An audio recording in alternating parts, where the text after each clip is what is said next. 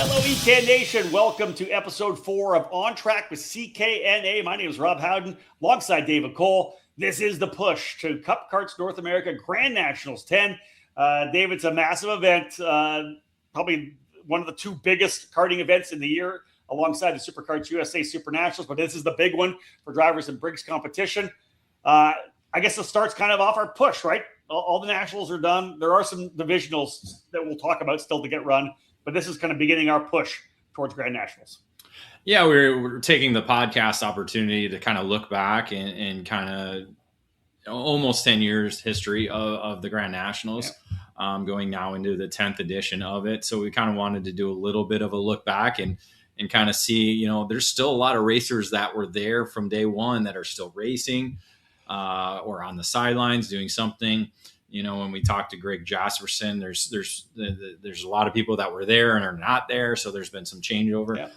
A lot changes over 9 years. It was a two race, two main event weekend. Now it obviously transitioned into one, but different layouts as well. Yeah, different layouts. Yeah. So just again, trying to kind of look back and kind of get some feedback, because we weren't there at the first one. So that's kind of, we weren't at the first two actually. So we're trying to get some feedback on that, learn about it, get the thoughts from those who were victorious at the first one and kind of relive some memories. We're not done yet though for the divisional races, David. Let's chat a little bit about that. This weekend coming up, the CKNA North Series runs at Norway Motorsports Park, August 22nd to 23rd. CKNA East and CKNA Canada with a couple of races. That's back to back, 3 in a row, right? Yeah, 3 in a row. So yeah, North will wrap up this weekend in Norway with their third event of the season. The East goes to New Jersey Motorsports Park on August 29th through 30th. So both those races are 2-day events. So it's Saturday, Sunday, no Friday practice before them. So that'll be the third round for the East program, or third event of the East program. And then the third event and the series finale for CKNA Canada will be at Karting Three Rivers, September 4th through the 6th, our Labor Day weekend. I forget what is it Labor Day weekend? Labor Day weekend. We just throw the U in there. The U in there. That's right. Yeah. It's still Labor Day weekend. That race is going to be big.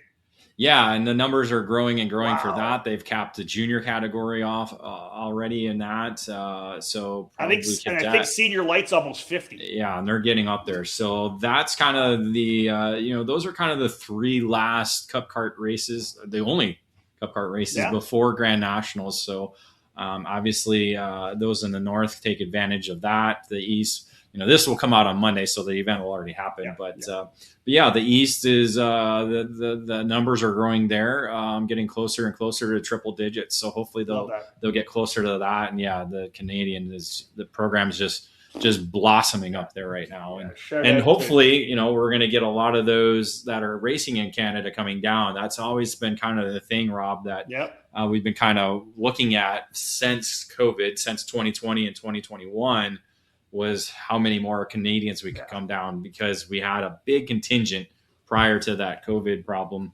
And so now it's getting bigger and bigger and bigger. And I think this year could be one of the bigger years that we do have Canadians coming down. Yeah, the event just keeps feeding itself, right? How many times do we talk about numbers, breed numbers, right? If you're a Briggs racer, you got to be there. It's the race. It's the SCCA runoffs. It's the SCUSA Super Nationals. It's the big one. For Briggs racers. After this break, we've got Greg Jasperson lining up for us here. We're going to talk to Grant Zimmermann as well, Brady Schad, and Colin Warren all on the show. All three of them winners as well in the program. But of course, after this break, we're going to get back and we're going to pin him down, the man himself from Cup Karts North America, Greg Jasperson. Grassroots racing in North America is all about being affordable, fair, competitive, and family-friendly. That's the atmosphere you can expect with Cup Karts North America.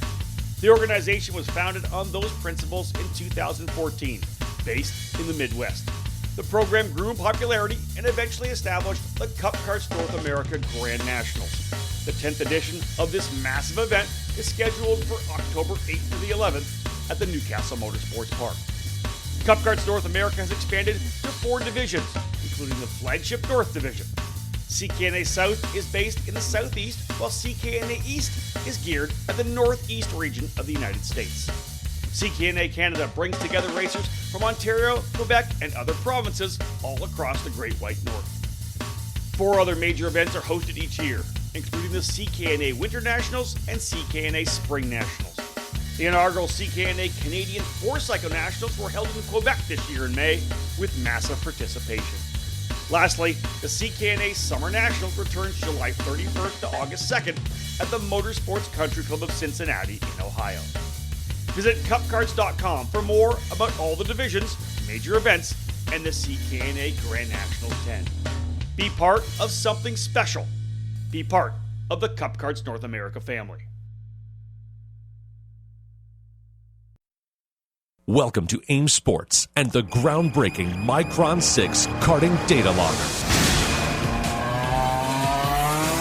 Since its inception, AIM Sports has been at the forefront of motorsport technology, revolutionizing how racers gather data. From its early days, AIM has tailored its innovations to provide precise insights, allowing racers to fine-tune their strategies and push their limits. Fast forward to today, and we're excited to celebrate 30 years of Micron by introducing the latest evolution in karting data loggers, the Micron 6.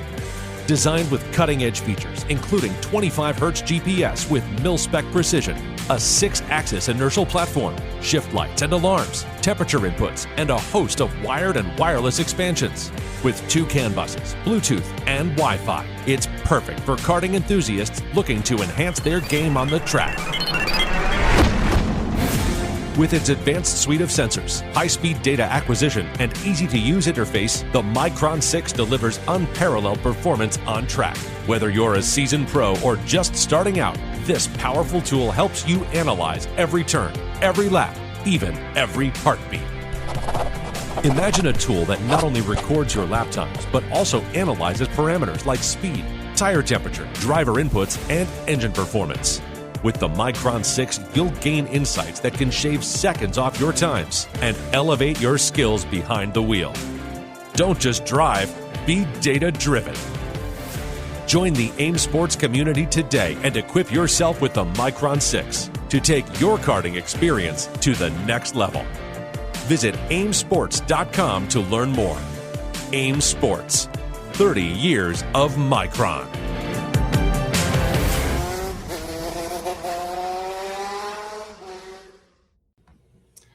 Well, welcome back, folks, to On Track with CKNA, episode number 4. Rob Howden here with David Cole and the man himself, the director of the Cup Carts North America program, Greg Jasperson, joining us.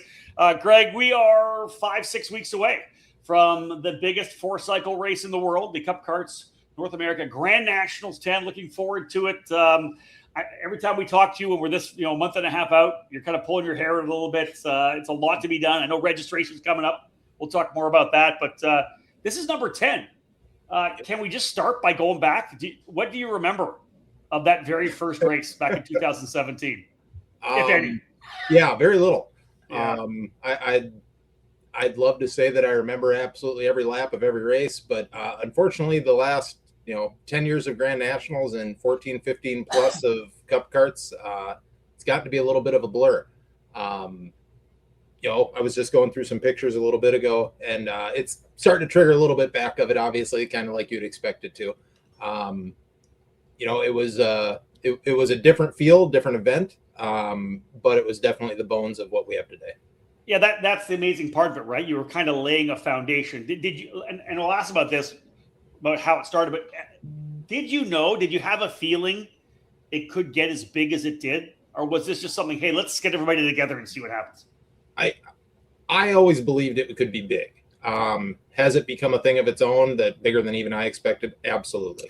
I do remember some of the conversations that we had when we first came up with the idea of doing a national final. I know there were a lot of people that said we shouldn't call it a national. It's not a national. And it might not have been at that point, but it was laying the foundation and the groundwork to build into what we had probably 3 years ago. And then from there, it's kind of just grown on to be a monster of its own. So let's try to hone in on that then. Is there a time and place where you're sitting at a desk with somebody? Were you cracking beers? What was it? When did you guys decide, hey, listen, we're doing this North and Central program. Let's do a big race. Where did that start? As I recall, obviously we made the move to have the North Division and the Central Division.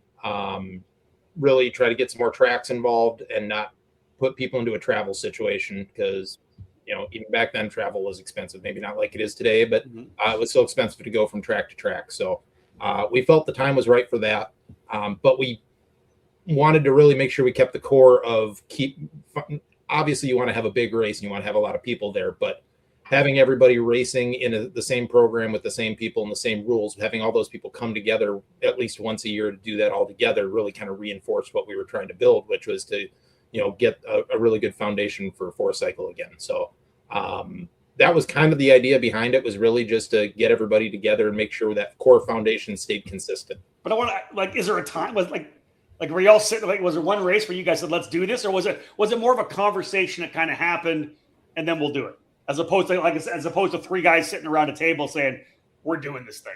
I'm pretty sure it was Steve and myself just having a conversation when we decided to make the decision to go to North and Central. Yeah. Okay. I think it was just kind of a natural evolution in that conversation. Yeah. If we're going to go like this, we can go like this. Yeah. Yeah. Yeah. And it's funny because at that time, WK was still going on with Man Cup Series. USPKS was going because of Pro Tour. Like you said, the foundation, because really it was still kind of, four cycle racing at that time was still kind of a wild, wild west where people all over the country were kind of doing their own thing. The Clone was still kind of big. The 206 really hadn't had that big momentum push until really, the Grand Nationals started to pick up. So when you talk about the foundations, it really was that. Was the SCCA runoffs, was that kind of the thought of doing that, or is it just, hey, let's get our divisional people together? Or were you thinking nationally? Well, I think the long term was this can become something nationally. We knew we had our core group of people. I mean, let's face it, over the years, we've had some extremely dedicated people that have raced with us for years and years and years, and we knew that they would come. But doing it that first year, we had some people that came just for that race, but we never planned it or to have that kind of draw, at least at that point. Yeah. Obviously it does now, where we've got people coming from multiple countries coming in for this race. But no, I think it was, maybe that runoffs is a good example. It was more of a try to find a way to figure out, obviously we have a divisional winner from each group, try to figure out a way who was the winner overall between everything. Different than doing it for points. We've always said from day one, we never wanted that race to affect anybody's points championships or divisional championships or anything like that. We always wanted that just to be a standalone event. Yeah, there's two big standalone events in North America right now, right? And it's the SCUSA Super Nationals and it's the CKNA Grand Nationals. Was what SCUSA was doing at that point, was that ever something you guys said, we think we can do this for grassroots four cycle racing? Honestly, that's how it felt when you got it going. No, Okay. not that I recall. SCUSA's got a great program. They do their own thing. They've always, kind of had their own market for that. Don't get me wrong. You look at the numbers. You always look at the numbers, and you see, wow, that's cool. But no, it's a different racer. It's a different market, and it's a different idea. I think they're, what makes them similar is they're both go-kart races and they're both big. I think they're both ran differently for good reason. And, they both kind of have their own place. So, no, I don't think we really modeled much of any of it after that, to be honest with you. And I say that because I think David I've said this many times to people on podcasts. I've written about it. David knows I believe this. The first year that I was there, I don't know what my first 2019. year was. 19. Okay, so there it was. So 3. It had the same feel to me as when I was at the first couple of Super Nationals. It's not about the event itself. It's the way that people were walking around with the smile on their face, knowing they were part of something that was big and was going to be big. That's kind of my feeling. And so that leads us into our next question.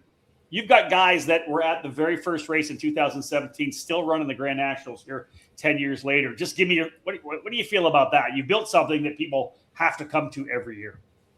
Well, I guess that's two things. First off, is it cool that something that we built has become that important to people? Of course. Yes. No one can say they don't take a little bit of pride in that and have a little bit of ego when it comes to, being able to be a part of something that we've created like this. but really, if you look at it, some of these, I mean, we've got kids that have started racing kid kart with us that are now racing senior. You know, and there are plenty of families that have been around for the entire duration. And yeah, there may have been a year off here or there for whatever reason, but you know, I mean, there are people that have made every race, and we've seen their kids grow up, and they've seen my kids grow up. I mean, you know, I get messages from people that I haven't even seen at a racetrack for a while. You know, my son's getting married in a month here, and you know, that they're finding out about it online, and people I haven't seen for years, but I've known through racing that I met through Grands or through Cup or messaging me congratulating. So it's truly, at the end of the day, that is the cool part. The racing's awesome. The glamour of the event is great, but at the end of the day, it's getting really cool, like-minded people together, and, you know, friendships that are formed. He's not getting married at Grand Nationals, is he? The idea was pitched. I won't lie. I don't think it got received very well or very quickly, but the idea was pitched that we could do that. Yes. In fact, I believe that might have been Mike at Newcastle said, "Hey, we could do a wedding here." Mike can cook. There's no doubt about it. Yeah, he was going to cater it for sure. Yeah, for sure. 100%. So listen, you know, we don't remember much about the very first one. Is if you could go back and maybe relive one of the other 9 Grand Nationals, is there one you look at, or is it just, man, it's you can't go back and pick one or a segment of one? Wow. You got to pick one. Oh, David's getting aggressive. I guess the cop-out answer would be I should probably try to relive the first one so I can remember it better. But with the knowledge of what it's going to be, that would be super cool, right? You go back and go, okay, everything we're doing here is going to be, we're doing the right stuff. No, for sure. And I guess it'd have been interesting. It'd have been interesting to have the confidence going into it when we did it that it was going to become this, but at the same time, we might have done things differently. So I don't look back at any of that with regrets. I mean, and sure, there are things over the years we wish we'd have done differently or better, whether it was, you know, from officiating to staffing to, you know, the way we laid something out. I mean, heck, we're still trying to figure out how to get the pits and the grid laid out where we don't have the traffic jam. We're going to try something again this year, but you know, it's a thing to figure out. You know, the one memory that always really sticks in my head, and Cole can probably remember which year it is better than I can, but whatever the first year was, we got over 400. I don't know if that was Grand's 5, maybe.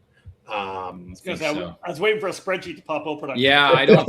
That's, you know, I got to do a lot of updating on my spreadsheets. That's not. That's a big number, right? Yeah. It is a big number. Yeah, but I remember when we all got done.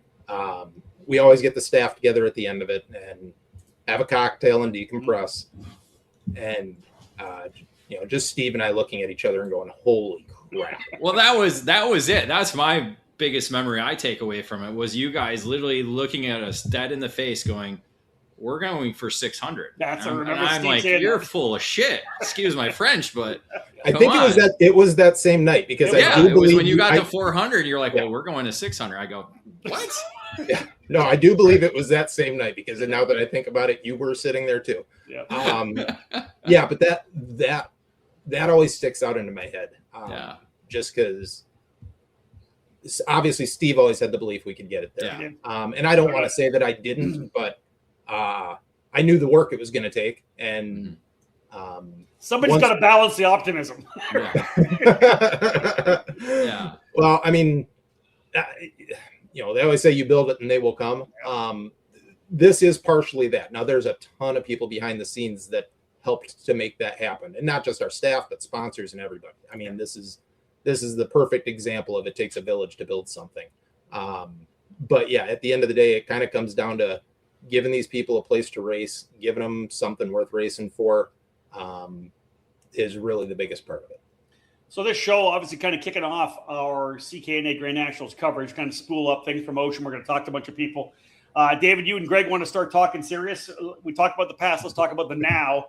What do you guys want to talk about? Let's can roll into registration. When's it open up? What's going on for this year's race? Well, yeah, we need to get a confirmation. I know we talked on the phone. You were kind of trying to piece together dates on when you wanted to. You know, obviously we got North coming up this weekend at Norway. We got East coming up the weekend after, and then Canada wraps up Labor Day weekend.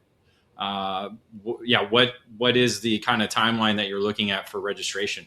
Yeah, I mean, the one thing we want to be careful of, we don't want to open registration while I've got racers out at the racetrack racing, because yes, we all have cell phones, but not always the easiest way to do it. So right now, I think we're kind of targeting opening on September 1st.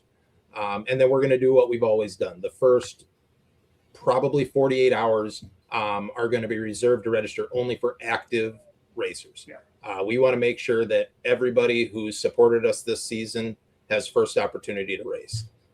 So the first couple days will be just access to people that are, meet those criteria. And from there, we'll open it to the masses and, race selects. We've gotten the new race select up to speed really well now. It handled the big push from SCUSA really well. We anticipate it to be somewhat similar for ours, where the first probably 24 hours of registration are going to be pretty nuts. But Keith at Race Select is confident that the system can handle it, so we're going to try to get everybody in right away. Now, does that include those who did divisional and the major races? Does that include both or just divisional? I believe it is divisional or a national. Okay. There you have it. I think that's what everybody wants, right? Let's just let me know when I need to be ready to go at the laptop to get things underway. That's pretty much what it is. Yep. No, that's kind of the plan. Realistically, we will send an email out probably mid to late next week. So everyone's got a couple day notice, obviously. And just the criteria and the guidelines and everything for registering. It's going to be pretty much similar like it's always been. I mean, we're not going to reinvent the wheel here.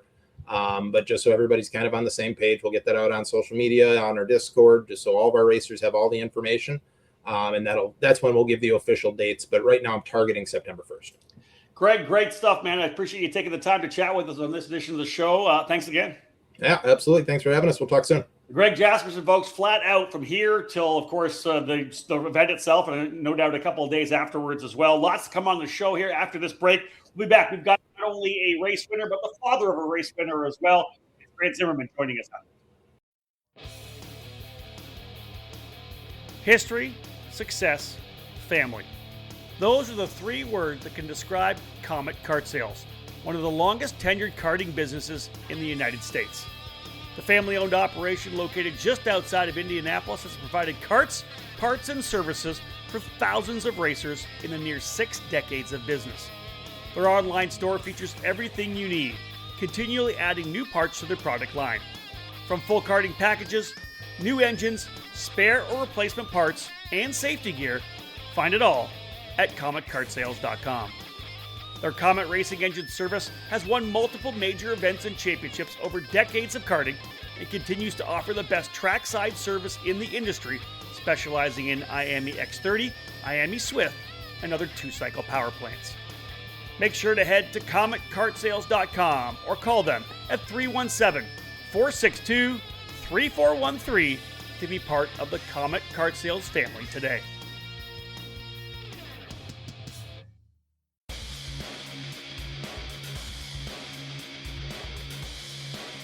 From the people who bring you the Challenge of the Americas comes a new event to celebrate the start of the fall season in the Pacific Northwest.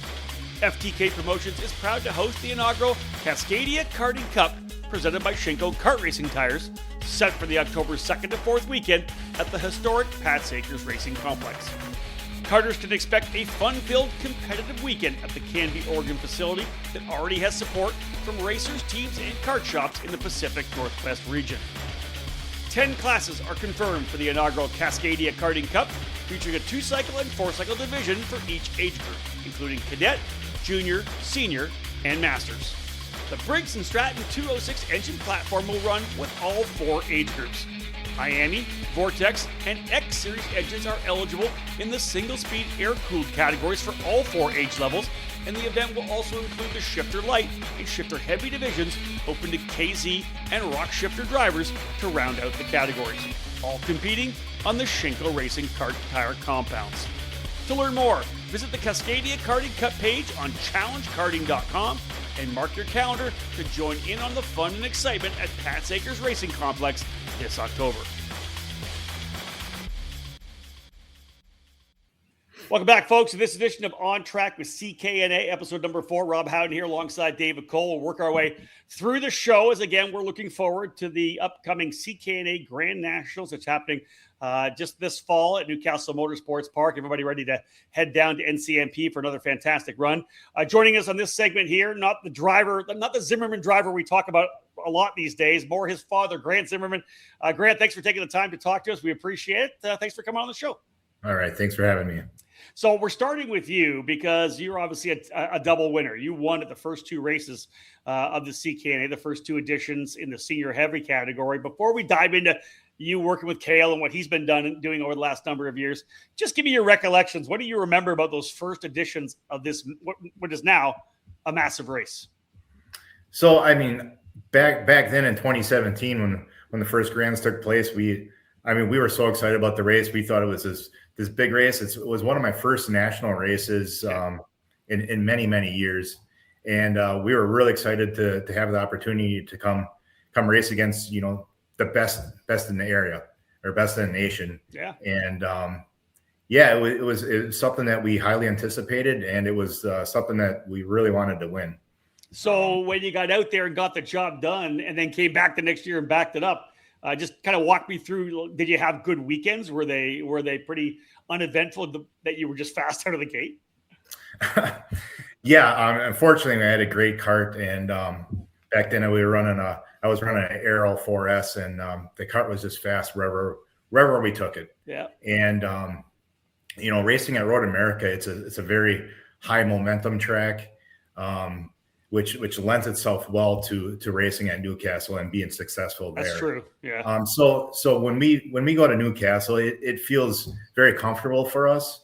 The track conditions were right where we were used to running in, and it was a pretty solid weekend from what I remember. I don't remember any tragic events or any bad issues or problems that we had over the weekend. It was more about being consistent, staying on top of the track and conditions, and just keeping yourself up front so you can start the final race with a chance to win. The first edition was a race on Saturday and a race on Sunday. So you won one of the 2 on that first year, and then came back and won the main one in the second year. Did you like the idea of having those 2 finals, or do you think now, because of the size of the event and the way it's massively grown, that the one final is kind of like, hey, winner take all mentality? Yeah, I like the new version. With the old version and having 2 separate race days and adding up the points, the true winner at the final race isn't exactly the winner, right? So the way it's set up now, with you work all weekend, hopefully try and keep yourself up front. It's like a marathon, right? Like that's exactly what it is. you have to do everything right. You have to qualify right. You can't make mistakes through the heats. You have to be consistent and keep your head on straight. And, position yourself hopefully in the top 10 in that final race to give yourself a chance to win. And, that feeling coming across the finish line in front of all those guys at the very end of the final race is pretty cool. That's what you want to hear, right, Dave? Yeah, exactly. I love that. Again, the one winner per weekend. 100%. Because again, when it first started, it was bringing together the 2 divisionals that they did have at the time, the North and the Central. So you guys were pretty much in the North where you're based at, up there in northern Wisconsin. Yeah. What was your first starts with Cup Karts? Was it when it first started? How did you get involved with racing with Cup Karts? I think I got involved in the second year, back when it was 206 Cup. 206 Cup. It was a pretty small group of guys. I think there's maybe like 3 different classes, and they were running mainly in the Wisconsin area. And my first race with them was in Shawano, which is another one of my home tracks, only about an hour away from our home. And I went up there and raced with those guys and had a blast. So the following year, I joined racing that series in the Masters division, and raced with people like Randy Raridan, who I had blast racing with. Yeah. And over the course of that season, I was always had my eyes on some of the other top competitors in senior heavy, because I felt like I could run with those guys. Guys like Connor Lund and Justin Wishart. Yeah. And, through the course of that season, I found that my lap times kept getting better and better and better. And at the end of that season, I was right with those guys. So the next season, 2017, I started racing with those guys in heavy. That's awesome. The cool thing is that when we talk about 2017 and that first CKNA Grand Nationals, you weren't the only guy in the family that was racing at that time. Your son Cale was racing as well. Let's transition a bit into that. Cale's, of course, become a guy that can win anytime he rolls onto the racetrack right now. What do you recall of that year when he was racing and you were racing at the same time? It's tough, right? I mean, you have so many nerves built up because you want to win, but you want your son to win as much or even more. Those big races, they're stressful enough, and trying to maintain your own cart and focus on what you need to do and do the same for him can be a lot. However, the benefit of me being on that track at the same time as him, I can feel what the track is doing, and I can make the adjustments for him as well. So that I felt like that was a pretty good advantage, a pretty big advantage for us. With his win last year, you guys become the only father-son duo to have won at the Grand Nationals. I guess the question begs, what win was better for you, your victory, or did you find more satisfaction and pride in his victory last year? I'd have to say it was his victory. He came so close so many years, fell a little bit short in Sportsman, fell a little bit short in Junior. And I don't even think we had a podium he didn't even have a podium in Senior the last few years due to multiple reasons. Yeah. But to finally bring one home for him was really emotional, and I was super proud of him. It really is one of those races where it's the big one, right? If you're a Briggs racer, it's what drags David Cole and I on a regular basis to be able to drive.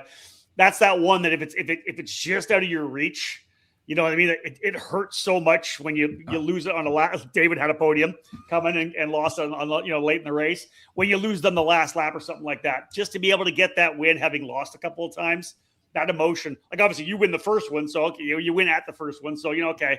Well, and then before we got on air, he was talking about the first year Cale almost won in the Sportsman. Yep. So talk about that. Like he knows the agony of defeat, right? That's right. So I was going with that. Yeah. So.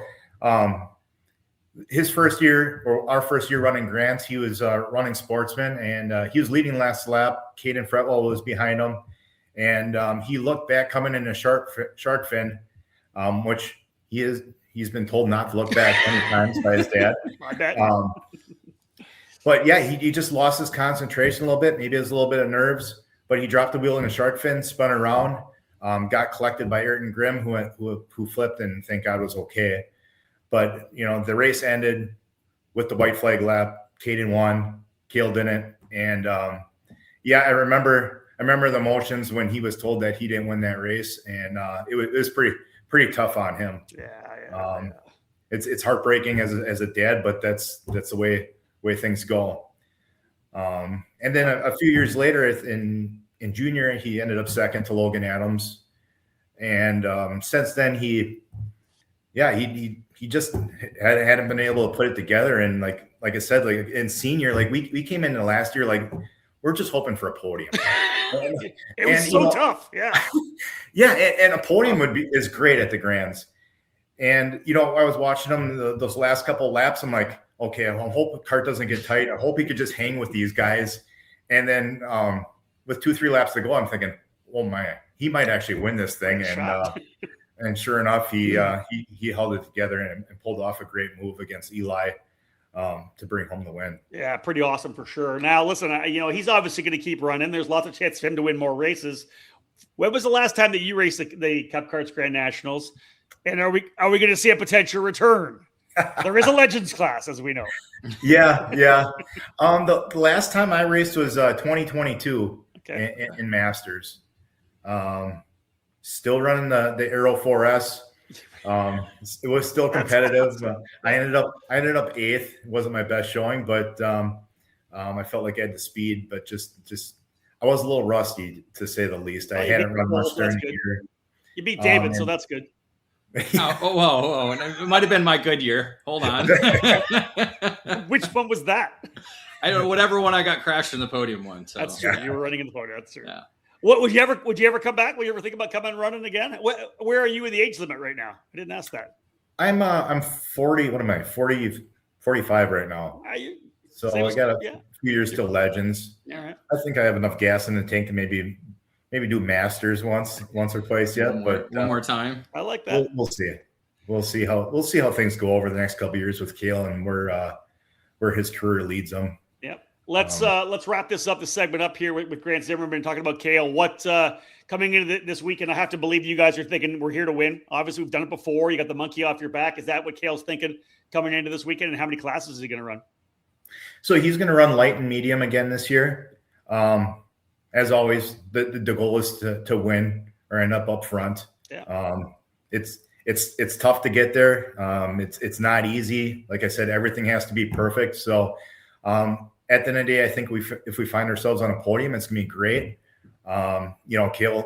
Cale's ultimate goal is to win, of course, but realistically, if we end up in the top 5 in either one of the classes, I think it's a pretty darn good weekend. So last question, what are we, 6 weeks away, David, from the race, I think, right? It's the second week, I think. Second week of October, yeah. So, yeah, I mean, yeah, you're looking at about 5 weeks, 6 weeks, yeah. Grant, what's Cale going to do? Do you run a bunch of races to get momentum for it? Do you take a deep breath and kind of give yourself some time off before you come into the weekend? I've always wondered what the kind of mindset is in terms of being prepared for the weekend. Sure. So we're actually not this middle or September 10th, 11th, he's going down to Charlotte to run the night fight down there. Okay. In the KA. And after that, we'll probably do some testing with some carts we're getting in to prepare for the grands. But I don't predict doing many other races other than that night fight and some testing. There you have it. That's what it takes if you want to win, folks. Grant, thank you so much, man. We appreciate you taking the time to chat with us here on this edition of On Track with CKNA. All right. Thanks for having me. Folks, don't go anywhere. We get back after this break. We're going to come back with another former winner at the Grand Nationals, Brady Schad. A new way to compete in fast, reliable, and affordable racing is taking over the globe. The Tillotson Racing T4 concept is building momentum around the world, and it's expanding in the United States under the T4 Series USA operation. The T4 Series kart package is a spec class program featuring the spec Tillotson chassis, Tillotson engine, and spec Maxxis T4 tires that move the emphasis away from budget and onto driver. The T4 Series USA is working with kart tracks across the country, including the home-based T4 Kartplex, Orlando Kart Center, Music City Kartplex, and Lorain, Ohio Kartplex. The Texas Sprint Racing Series has signed on to offer the T4 Senior category this season, along with the T4 SoCal program that's already established. The T4 Series Eastern Cup is a 3-race program traveling to Tennessee, Ohio, and Florida this year, while the Florida Karting League Championship is set to host T4 categories in 2026. The new T4 America's Cup is a cooperation with T4 Series Mexico, and the program will feature a 2-race championship format for Tillotson Racing. Throughout the season, Tillotson racers will be competing for a ticket to compete at the coveted T4 Nations Cup, which is set for September 30th to October 4th at the Cartodromo Internacional Lucas Guerrero in Valencia, Spain. To learn more, head to T4SeriesUSA.com. Ready to step up your game? Joining the Rawlison Performance Group is the obvious choice to take your racing to the next level. Industry-leading driver development is provided by our staff of multi-time national champions, Super Nationals winners, and Team USA members. And at the same time, RPG continues to be a national-level powerhouse race team. Our goal is to help you raise your game and win races. We work with all age groups and are focused on developing those cadet and junior drivers who are ready to take the next step in their racing program. Rawlison Performance Group has set a new standard with our in-house engine program, AVP Engines, headed by Alex Vincent. AVP has become the benchmark in IAME competition. We have the largest OTK inventory that follows our race team, providing trackside parts at all the major events in North America. RPG also offers multilingual support with French, Spanish, and Portuguese-speaking staff. If you want to fight for championships or want to improve your skills and your chances to win, the answer is to call RPG at 503-260-4514. The Rawlison Performance Group. We race to win. Well, hello, EK Nation. Welcome back to our next segment here on Track with CKNA. We're focusing on the CKNA Grand Nationals that is coming up here in a few weeks' time. We'll have a number of race winners on the show here today. Brady Schad joining us, a two-time winner from all the way back in his first years running in the kid kart category. Brady, thanks for joining us, man. We appreciate it. Thank you. All right, so let's get started with kind of your career. You're a two-time winner in the kid kart category, CKNA 1, Grand Nationals 1 back in 2017. It was a while ago. You're a senior driver now. What do you remember from that first year winning in kid kart? I remember just winning the first day and having the second day. There wasn't many drivers, but I remember I got to the lead very quickly, and top of the shark fin, I fell off. I fell back to, I think, second last. No way. And yeah, and I made my way all the way back up into the last on the straightaway, past the last kid, and won the race and won both days. Where did you do your club racing that year? Because the reason I ask is because all of a sudden you guys come from being club racers, kid kart club racers, to this massive race where everybody's always out of the fence watching you guys. Where did you do your club racing first that year in 2017? And what was the experience of having all the people on the fence line watching your main events? Well, we came from Road America Karting Club, and we were just told to do the Grands because everybody saw how good I was doing at Road America, and they all wanted me to go there. And we decided to go, and I proved why I should be there. No doubt about that. All right, so David, we'll obviously get into this. You go from the kid kart winner in 2017, the very first Grand Nationals, all this progression all the way through to now. You're going to be running this year in the senior category. Just talk about your progression a little bit.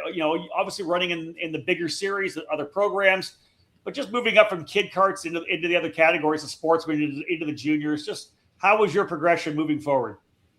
I'd say it was pretty good. I think the first from two Grand Nationals 2 to 4 was kind of rough. I didn't have that much pace, but then going into 5 and 6, I had more pace. And in 6, I got 4th.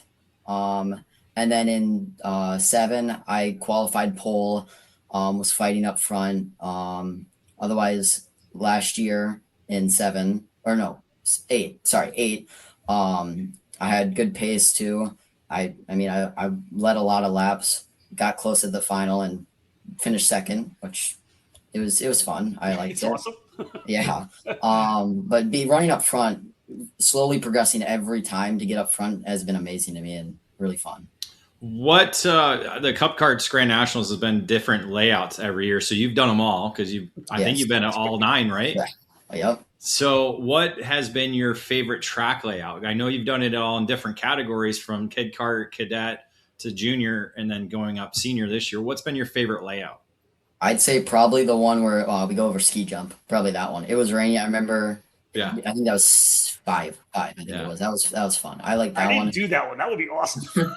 It was raining, and it was a chaos, but I had fun in the layout. That's for sure. Yes. No, it was chaos. Not only going off the normal track to the oval area, but like you said, the ski jump area. It was raining all weekend long. That was a bit crazy. Was there anything you kind of learned from going from the different levels, from kid kart to cadet? Did you learn anything like that first year, or going from cadet to junior? Did you really learn anything in those transition years? I'd say probably from all of my sportsman years, probably from there. I learned a lot from Nitro. They helped me a lot. And then I got into the Merlin, and I had Brandon Lemke help me a lot, learn the setup. And then I had also Lawson telling, just for motor and everything, that helped us a lot. Them mainly, yes. Yeah, a few championships won by those drivers over the years, right? So here's one thing. So you're making the move into senior this year. That's obviously a big step, right? We know that the senior races are so awesome at the Grand Nationals. You've run so many of the races, and you've moved up through all the levels. Is because you have so much experience, is there less nerves, you think? Are you nervous? Are you excited about going to senior?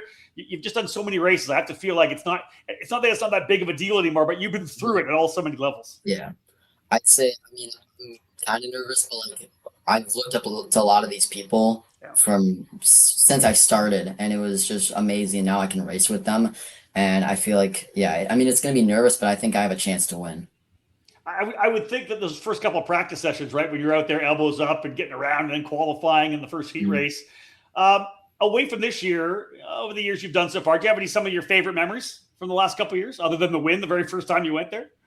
I think honestly, a lot of it was just racing in the rain. It was fun to me. I got like more confident racing in the rain. I'm not very good in the rain, but I know how to hold on to a top 10. I'd say that was fun to me. I don't know. A lot of it's just old, and I just don't remember a lot of it. But I mean, just memories, just hang out with people, and it's over half your life ago. What do you expect? Yeah, right. It's more than half his life. I know. What about night racing? What were your thoughts on the night racing side of it? That's actually fun. I do really good because for Tuesday night at Road America Club, we do a lot of that, so it's really good. I'm fast at night. I remember, I think it was probably 7. Yeah, it was 7. Yeah, I think so. 7. Wait, no, 8. It was 8. Racing the night, I started like, I think 4th or something. We got a terrible start in like heat 3, I think, and I got taken out, and I climbed my way back, I think 25 positions back to probably, I don't know, 15th or something. Wow. Yeah. I love running at night. I think it's just such a different feel for sure. And just from sitting on the grid to being on the racetrack, everything. Yes, definitely. You've done some racing with Rallison Performance Group last year and the 2-cycle side of things. Is there anything you can take from learning from that style of racing or that race team and take it to 4-cycle racing at all? Or is it just being smooth and consistent? I think with like KA and stuff, it's made me way more smooth than the brakes, I'd say. But I know I was for route, like I think it was the 3rd round of route. I did really good in a KA race, and my dad said, "Go drive it like how you drive the brakes." And I looked at Brandon Lemke, and he goes, "Do not drive it like that." So I'm like, I know better not to drive like the KA. All right, so there you go, a learning opportunity. That's perfect. I can just see Lemke's face saying that. No, do not do that. So speaking of route and everything, how's your 26th season been so far? It's been good. I mean, I missed out on 2 championships for route, but I mean, I had a blast. It's my rookie year and senior. Did really good there. For spring nationals, did good there too. Summer wasn't the best. I mean, it rained and I was just not really there. But I mean, I did good in one of the heats, got to the lead in one of the finals, but Admonson rode right over me and I lost like all power. My axle was bent, so oh well, it happens. Well, the beauty of the Grand Nationals is you can put like the whole season behind you. It doesn't matter what happens, and the focus is all on that one race. So that one coming up, what are your expectations? Do you set a goal for yourself? You've already kind of talked a bit about racing against these drivers you've watched for so many years. What's the expectation? What's the goal for Brady Schad going into this year's Grands? I mean, I'd say win. I mean, I want to win. I look at the big picture. It's my first year in senior. Top 5 would be awesome in at least one or both of my classes. That'd be nice, but do good in qualifying. Just be smart, work with people, get to the front, don't mess up, don't get taken out. I think there's a feeling if you're in the top 5 with 5 to go, all bets are off, right? As long as you're in that lead group, there's an opportunity to be able to play the game as it all happens, to be able to come up with a win, right? It's just getting into the top 5. Mm-hmm. Exactly. All right, man. Anybody you want to thank? We'll give you an opportunity to shout out to people you're working with. Who'd you like to thank here now that we got you on the show? I'd like to thank Lawson, my parents, Millwright Racing, all my sponsors, people that have helped me over the years since the first Grands all the way up to now. Yeah. Good stuff. Listen, we asked Grant Zimmermann earlier in the show about what Cale was going to be doing coming into the weekend. What do you have planned for the next 5 to 6 weeks? Are you taking some time off? Are you going to run some club races? What are your plans up until the weekend at Newcastle? I'd say, I mean, we only have a couple club races left for Road America. We have a couple for Badger. I do just to get in the cart and have fun. That's basically about it. We might do Lorraine for USPKS, but we're on the edge for that. We'll see, though. So the answer is you're going to be behind the wheel quite a bit. Yeah, exactly. Right. Brady, thank you, man. We appreciate you taking the time to come on the show with us. Best of luck in October when we get down to Newcastle. Thank you so much. Thank you. There he is, folks. Brady Schad joining us here on the show. We got more to come. David, who's up next? Oh, yeah. We're talking race winners. He's done it before. After this break, we'll be back with Colin Warren.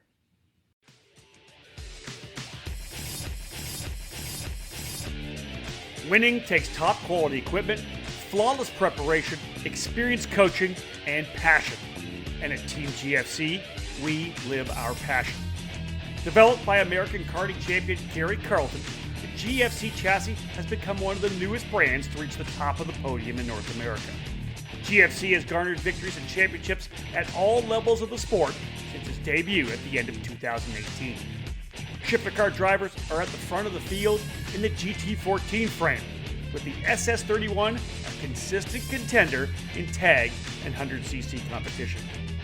Team GFC has arrive and drive packages available for all categories, including the mini and micro classes utilizing the GFC RR5 cadet chassis. These young pilots have the opportunity to be part of the Team GFC Young Driver Development Program. Learn from one of the best American karters with 28 years racing at the highest levels in the sport, offering personalized training on and off the track. Follow GFC Karting on Facebook and Instagram, or click over to gfckarting.com to learn more about joining Team GFC.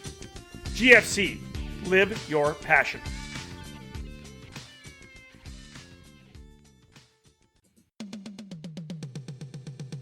What brand is known around the world for its innovation and success?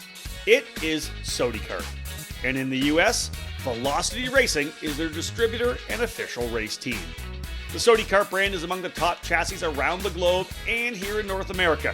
And the recent successes include the FIA Karting World Championships in KZ last year and in multiple championships and at different levels here in the USA. The French manufacturer is a leader within the karting industry, offering a wide range of products. The Sodi Racing chassis line offers products in classes from mini karts to KZ, all based on years of development and championship seasons around the world. Velocity Racing also works with its expanded dealer network, bringing the Sodi brand to several local clubs and regional programs. Visit velocityracing.com to learn more about the SodiKart chassis and the racing program, or call 407-270-3042 to become part of the Velocity Racing network today. Velocity Racing and SodiKart, leaders in the karting industry. Welcome back, everyone, to episode number 4 of On Track with CKNA. Now we're time to sit down with the guy that's won the most races at the Grand Nationals, Colin Warren. Colin, thank you so much for taking the time. We appreciate it. Yep, thank you for having me. Yeah, lots and lots of wins, and not only lots of wins, but you got it started from the get-go, right? Grand Nationals won back in 2017. 3 wins for you there. You swept the senior medium category. You also won in CIK senior. What do you remember from that weekend? I know it was 10 years ago. We had Greg Jasperson on the show to start things off, and he doesn't remember hardly anything from that weekend at all. It's not surprising from a guy that was buried in putting a race on. What do you remember from that first weekend? Honestly, there's a lot that's happened since then. So I'm like, I do understand. I do remember some. I think the main thing that came out of that weekend is obviously, 3 wins. Yeah. And then a second on track, which was the very first event or the very first final of the weekend on Saturday. And then I got that taken away from me for a spark plug washer. We were running, I think, the temp lead on the head. And we didn't know that if you have the temp lead on the head, you have to have the washer as well. So fix that for the next and won the next race. So I was like, at least it was the second I lost, right? Isn't that every racer? Like, I don't really remember a big pass, but I got DQ'd and checked in. That pissed me off. I remember that for sure. Well, you go on to win 8 wins. Oh, sorry, Dave. You go. I was going to say, let's dive into that first one because you ran 2 different categories, 2 different style karts. It was the CIK medium class, which has become the medium class of today. But the 2 wins that you did have were in the bodywork class. What were your thoughts of the bodywork versus non-bodywork? Because that was a big talk about at that time in 4-cycle racing. We haven't talked about that yet. You're right, David. Good point. The bodywork, well, the seats we used to run, I forgot the name of them, but they were like these black, like lay down seats. The G-Man seats? Were they the maybe. G-Man? I'm not sure. I don't remember the name of them, honestly. Super lay down? I remember my back always hurting so bad because I had a void of like this much all the way through my lower back. It'd be the upper back touching and then lower back. So that used to always, but the karts were really fast. The aero always made them have a second plus faster than the CIK stuff. And that's honestly where like we really figured out in that class is where we really figured out the setup that we really liked using on the VLR and brakes. Okay. That was a big one because of the bodywork. forcing limitations on with the front width, because we came from 2-cycle stuff before, so we were always thinking like, the wider front, wider rear, stuff like that. Well, if you have a wide front and a bodywork, it hits the bodywork, you can't turn. So we flipped the wheels inside out to make it work, and all of a sudden that kart was like a second faster, and we were like, oh, we came on something here. All right, so you won a couple there. It says, David, that very first race, you had 5 additional wins. I'll just throw them off here. You won 3 times in senior medium, 3 times in CIK medium, 17, 21, and 24. CIK light 2 and 20 and 2020 and 2021.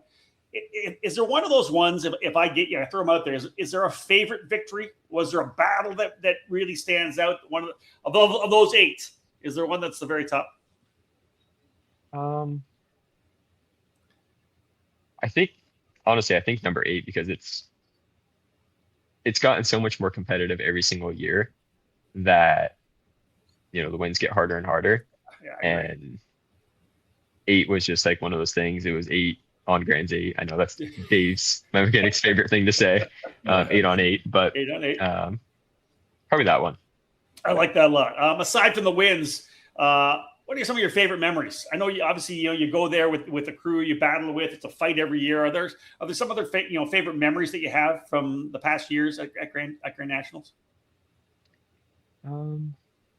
I think it's just one of those events that like there are so many like unique challenges, like, and now that it's gone towards the one final race a weekend, you have to be perfect / safe throughout the entire weekend. So it creates like a little different strategy of like when we originally started in the first years, we had a final on Saturday and finals on Sunday. So there's 2 separate days. So, but with it being one final, you have to be safer. You have to think it's an entire event throughout the weekend rather than like individuals. I always call it like a body of work.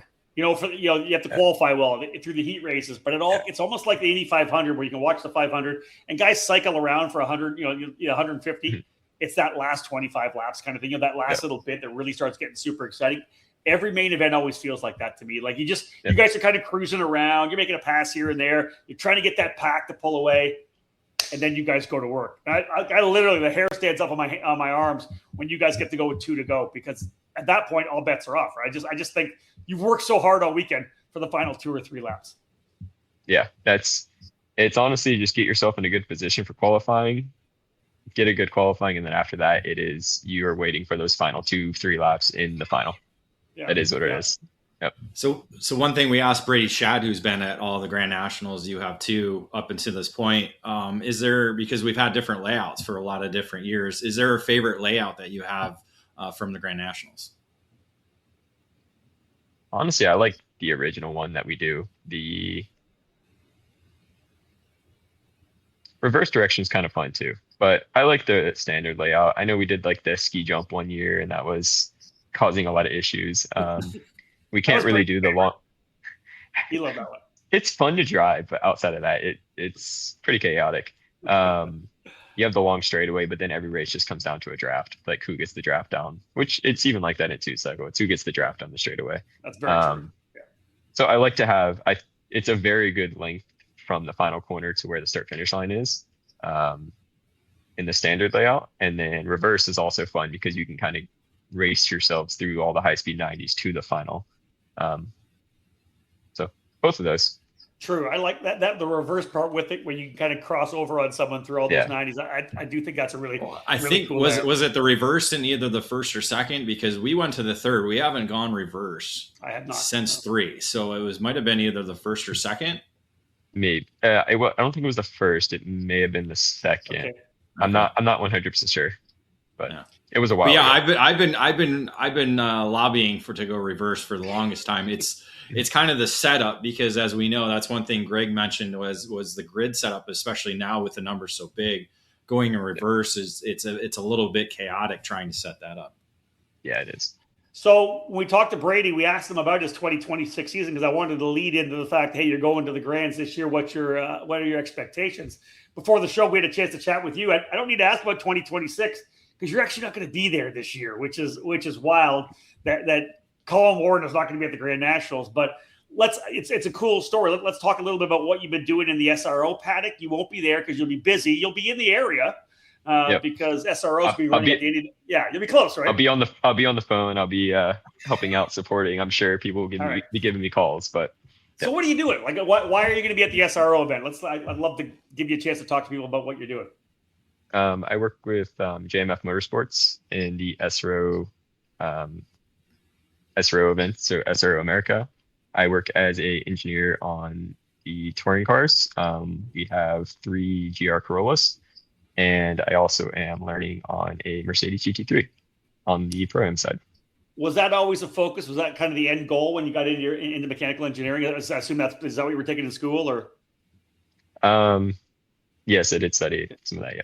So was that kind of the focus? Where you're like, hey, I want to get a career in motorsports, or did something happen where, hey, I have an opportunity? That's something that happened. It came up. I actually worked with the JMF karting team, data and coaching, and got to meet everyone that ran like the car side, and they basically invited me out for the next year to learn and progress my career, and that's kind of what they did, which is really cool of them. They were doing that with some drivers then, and I got the chance on the engineering side to do it. So that's so cool. I think that's awesome. Now, let's begs the question: are we ever going to see you back, or if there's not a conflict next year with the SROs? Yeah, it's SRO is like I have to. That's my number one. Like that's the priority, and then after that, any race I can make it. Any race. Okay, I love that. Yeah. Awesome, good stuff. David, any last things here for Colin? Well, since you're not going to be there, do you have any favorites for either light class or medium to win this year? I think Kale has been really fast, obviously. I know you talked with him earlier, but his dad, he's really been coming on and really getting a lot smarter on the racing side, which is putting him in the positions to win. Dylan is always fast there, so I'm sure I'll be on the phone a lot with him, helping him out throughout the weekend. Because I want to see all my VLR teammates do good. So any of them that want to call me, they can give me a call. It'll be a busy weekend for Colin. It is. So there's a big event in Indy. It's the 8 hours. So it's our big endurance race for the year, where some of the European teams come over. And so it's going to be a big event. It'll be busy for sure. I love it. Well, listen, Colin, thank you so much for taking the time. We had to have Mr. 8-time on here for sure. You've had so much success at the Grand Nationals over the years. We wish you were there this year to be part of the event, but then thanks for taking the time. Is there anybody you want to thank? We didn't talk about your racing for 2026. We can if you'd like. Who do you want to thank for allowing you to be on the racetrack when you can? VLR, first of all. They've been a sport for a long time, as well as TS Racing. Both of them have been huge sports, and continue to love working with them, and going forward, continue to keep on racing, hopefully. You'll be missed by everybody who's not having to go wheel to wheel with you. Yeah. Yes. One less guy to worry about. Yep. Colin, thank you so much, man. We appreciate it. Thank you. There he is, folks. Colin Warren, 8 times a winner at the Cup Karts North America Grand Nationals, will not be part of this year's action, but expect him, without a conflict, to be back in the future. One more break. When we come back, David Cole and I will wrap things up for this edition of On Track with CKNA. There's a new hot button name in American safety equipment, Stilo USA. Every product with Stilo is focused on safety, comfort, and function. Stilo USA is happy to provide you with the proper safety apparel to keep you protected on the track, and their karting lineup is second to none. New to the product lineup is the Stilo Carbon CMR karting helmet. Designed to revolutionize your karting experience, this carbon fiber crafted helmet is among the lightest on the market, without compromising on safety. The Stilo ST5 KRT karting helmet is manufactured using a lightweight and extremely strong composite material. The KRT provides an excellent fit and comfort level due to its dual density interior foam lining, and it's equipped with a symmetrical visor that offers excellent vision and an effortless central visor locking system. The Stilo ST5 CMR standard was developed jointly by the FIA Institute and Snell Memorial Foundation to ensure safer and lighter weight helmets for younger karters.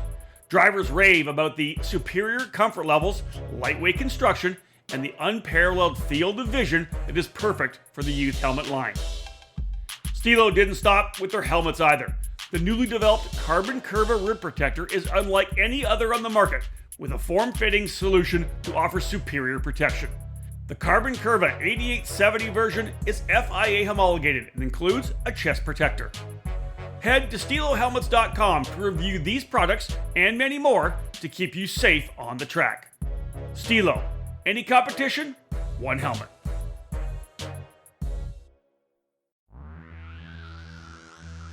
CRG is one of the most iconic brands in the world of karting with a never-ending focus on winning. Kart CRG USA is the North American distributor for all CRG products. Based outside of Houston, Texas, Kart CRG USA supports CRG dealers across the continent, reaching every corner of North America. The CRG KT5 has been designed specifically for the US market. The KT5 is the perfect fit for X30, KA100, and other tag platforms, featuring the new Aero package and VEN 11B braking system. For cadet drivers, the CRG Black Beer continues to log in victories and championships across the globe, and is utilized in both 2-cycle and 4-cycle competition here in North America. Longtime CRG drivers will be happy to know the CRG Road Rebel, the standard in quality and performance, continues its excellence for those in the shifter kart ranks. The CRG FS4 chassis is the ideal choice for racers in Briggs & Stratton competition, with numerous podium results across classes at the CKNA divisional and national events. From pure racing to karting entertainment, many tracks, both indoor and outdoor, have made the switch to the CRG Centurion rental kart line. 5 different models for both gas-powered or electric engines can fit any track's needs for a new rental kart fleet. Kart CRG USA has a full inventory of rental karts available for new and existing facilities. For more information on the CRG product line, head to kartcrgusa.com, or to inquire about a North American dealer near you, please email us at sales@kartcrg.com. All right, folks, welcome back to On Track with CKNA. Rob Howden here alongside David Cole. Let's cap off this edition of the show, David. Great interviews, obviously, with number one, Greg Jasperson to kick things off, and then Grant Zimmermann, the only father-son duo to ever win. Brady Schad, great story. It's been in the program since kid karting. He'll make his debut at the Grand Nationals this year in senior, and of course, Colin Warren, the all-time win list guy at 8 victories. We won't see him there this year. Colin's going to be at the SRO race at IMS, their 8-hour event. Hopefully we'll see him back soon. But yeah, there's lots still to come. 3 more divisional races coming, and then we're going Grand Nationals racing. Yeah, again, as Greg said in his segment, registration is going to be opening up September 1st. So again, mark your calendars for that. We'll get obviously more information up on the website and on social media, and they will as well too. So that was good, and we'll hopefully tweak some more memories out of Greg as we lead up into Grand Nationals 10. But yeah, great. The Zimmermann family, like that's what karting's all about. Yes. Father, son, racing at the racetrack. They almost pulled it off that first year to where, that's the crazy part. Like right. That's still kind of what we need a father, son to win in the same weekend now. Yes. And so, when is that going to happen? If it'll happen, and how long before that happens? So maybe when he comes back to race Legends, I don't know. He still wants to toy with the Masters. Still 5 more years. Yeah. So he'll be right with you. You're transitioning to Legends, David. Yeah, I got 3 more years. 3 more, yeah. So you'll have a couple years in it already. Yeah, and then, again, Brady Schad, like that's the karting ladder. Like that's what you want, from kid kart all the way up now to racing senior. So, and he hasn't won since kid kart at the Grand Nationals. So wouldn't that be like a great story of him winning kid kart at the first one, and then one of the senior in his senior debut at 10? Like that's, what I loved? I loved his line about the fact he now gets to race against these guys he's been watching for so many years. Right. Like, well, Colin Warren would have been one of them. He would have been 100%. He would have been there, but yeah, like so cool. Again, he's watched them all, like all the Grand Nationals. He's seen all the different winners, so he's raced them. Nearly got the win last year in junior. It was the photo finish of the event, so that was the crazy part of it. So he does have that feeling of nearly winning or having a win and then kind of taking it back. But that's it. When we talk with Colin, he says how much tougher it is to win now, because it is that big one. And of the 8, his most recent one. His most recent one. Yeah. 8 and 8. So, and that's really what it shows, like what this event has grown into. That's, what we were talking with Greg about was just, that's not something you can predict is going to happen. And it certainly has grown into something that is just massive and prestigious. I think that's a big part about it too, is people take this win very seriously and they take the progression and like you said, it's getting that little bit each time and trying to be there at the end. 100%. As we know, folks, for this show coming out, the CKNA East series wrapping up this past weekend. The show coming out on Monday, so they wrap things up at Norway Motorsports Park. Next weekend, at the end of August 29th to 30th, CKNA East out at New Jersey Motorsports Park. The following weekend, Labor Day weekend, Cup Karts Canada running at the Karting Trois Rivières event. It is going to be a big one. 3 Rivers, for those of you who can't say Trois Rivières. Yes, David, I did take note of that in the intro. That was good. I love it. I appreciate that.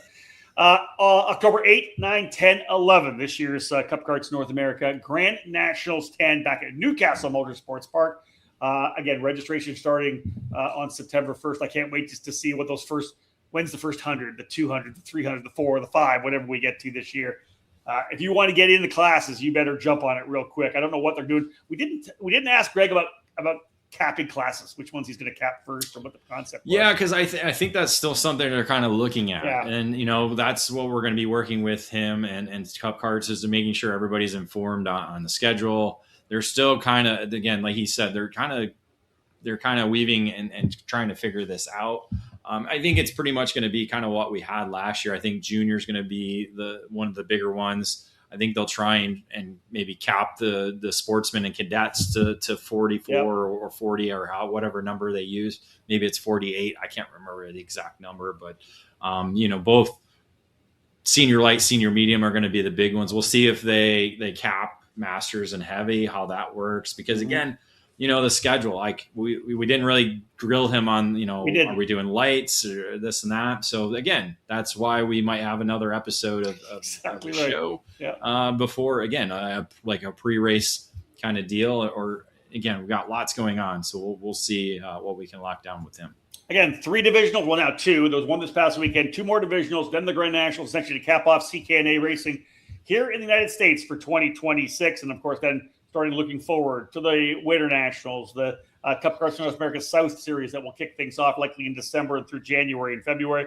Otherwise, folks, cupkarts.com is the website. Follow them on Facebook and Instagram. David, any last words as we get our coverage of this year's Grand National started about 6 weeks early? Yeah, again, like I said, we'll have updates with them and kind of continue that and keep building up. If people have suggestions for a show, we threw a couple ideas out, so we might have 1 or 2 more podcasts before we do get to the Grand Nationals, and then I will be trackside for the event all weekend long. Unfortunately, you won't be there, but yeah, we'll have full coverage of Grand Nationals 10, which is, again, it's crazy to believe. It seems like yesterday we were there grilling burgers for the that's right. What was the name of it?